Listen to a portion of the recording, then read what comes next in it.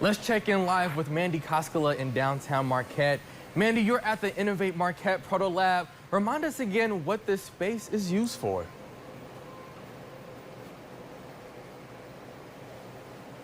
Good morning again, you guys. Thanks for joining me. I'm at the Innovate Marquette Protolab here in downtown Marquette. Did you recognize that face? Maybe that's for a good reason. They make a lot of really cool things here. Earlier in our last segment, we talked about 3D printing and resin-based printing.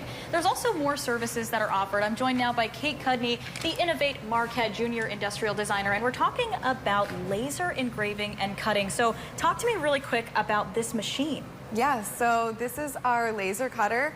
It can cut through both materials like wood, cardboard, acrylic, and it can also engrave on top. So we can put text on surfaces as well and make a lot of cool things like name tags, trophies, and signs with this. Yeah, and you guys, you mentioned that you cut multiple different surfaces, and something that I thought was cool was that you actually can 3D print little tools like these over here to keep those down, and so they can be laser cut. I just think that is so cool that this is so multifaceted.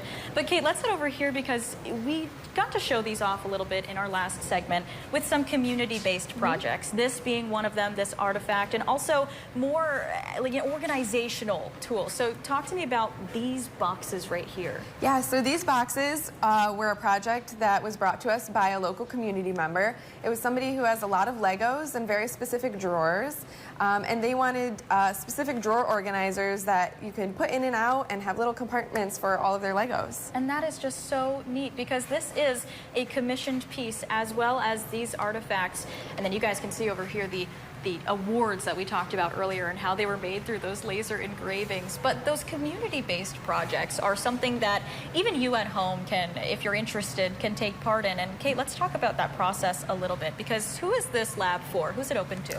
So in the past, it was just open to clients, but right now we're opening it to all members of the community.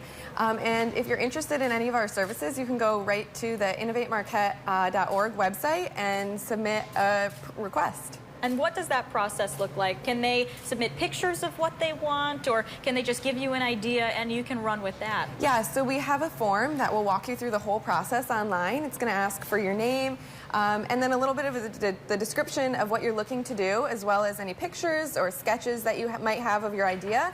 And we're also, if you have an existing file, you can send that to us, but we're also open to helping you design your own project as well. Yeah, and there's a lot that goes into that. So important to note is that this is not a free service. You do have to pay, but I mean, it makes sense because you're making, what, functional objects, you're making stuff that just looks really cool as well.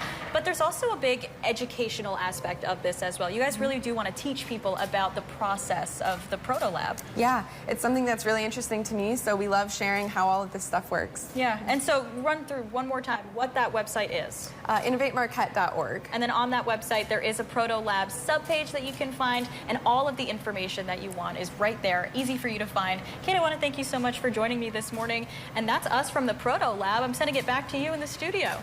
Exciting stuff, Mandy.